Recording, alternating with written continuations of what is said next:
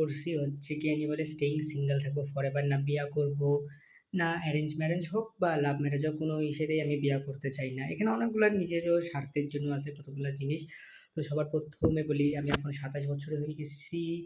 তো কোনোদিনও হচ্ছে দেখো আমি অনেক মেয়েদেরকে অ্যাপ্রোচ এসে করছিলাম, কিন্তু হয়ে গেছিলাম মেয়েগুলো আমাকে হয়তো মানে ফ্রেন্ড বানায় রেখে দিছিল, বা কোনোদিনও অ্যান্সারই পাই না, বা রিজেক্ট অনেকবার পাইছি আমি। আমার মেন কথা হচ্ছে, যদি আমি দেখো লাইফের মধ্যে যারা হচ্ছে সিঙ্গেল থাকো না, যদি তুমি ডেসপারেটলি ভাবে গার্লফ্রেন্ড পটাতে চাও তাহলে পরে তুমি কোনোদিনও পাবা না। এই জিনিসটা তোমাকে বুঝতে লাগবে, কেন কি এগুলোকে তুমি কন্ট্রোল করতে পারবে না।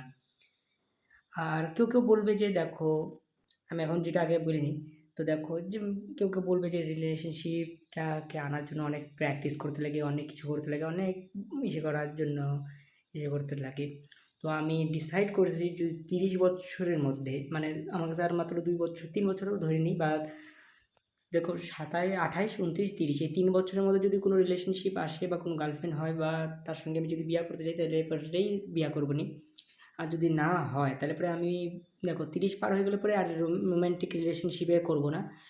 আর হচ্ছে ৩৩ বা ৩৫ বছরের পর আমি হচ্ছে না অ্যারেঞ্জ ম্যারেজ আর করব না। দেখো মেন হচ্ছে আমাদের মতন ছেলেদেরকে আর কোনো কি আছে, যারা সিঙ্গেল থাকে তাদেরকে অ্যারেঞ্জ ম্যারেজ, ইন্ট্রোভার্ট ছেলেদেরকে অ্যারেঞ্জ ম্যারেজই বেশিরভাগ হয়। তো ওই জিনিসটা আমি ৩৩ বছর পার হয়ে গেলে বা ৩৫ বছর পার হয়ে গেলে আমি আর করব না, বিয়েও করব না। এবার এখানে বলবে যে রাইট পারসন রাইট টাইমের মধ্যে তুই পাই যাবি, বা লেট টাইমের মধ্যে পাই যাবি। কেউ ৪০ বছরের মধ্যে পায়, কেউ ৩৫ বছরের পায়, কেউ ৩০ বছরের মধ্যে পায়। কিন্তু আমি ওটা মানি না। রাইট পারসন বা সোলমেট বলে কোনো জিনিসই থাকে না।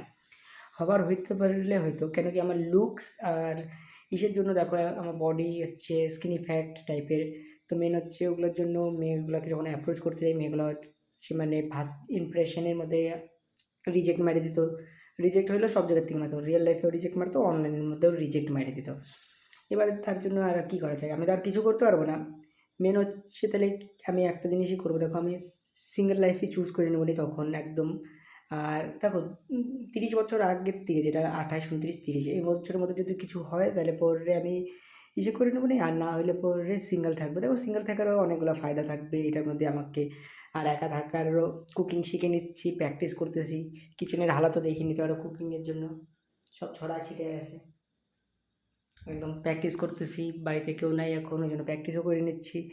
তো এগুলোর জিনিসের জন্য মেন হচ্ছে সিঙ্গেল লাইফকে যদি ভালো মতন কাটানোর জন্য আমাদেরকে হেলদি লাইফ চয়েসের মধ্যে করতে লাগবে। আর বন্ধুদের দেখো, বন্ধুদের ভরসা করলে পরে হবে না, কেন কি দেখো বন্ধুরা বিজি হয়ে যাবে, ওরা কেউ বিয়ে করে নিতে পারবে। দেখো 100% ওরা তোমাদের বন্ধুরা বিয়ে করবে। আর সিঙ্গেল লাইফের মধ্যে তোমাকে একমাত্র সাহায্য করবে তুমি যে প্ল্যানগুলো নিবা ওগুলোর মতন। তো এটাই আমার প্ল্যান হচ্ছে, একবারে ফরএভার সিঙ্গেল লাইফ।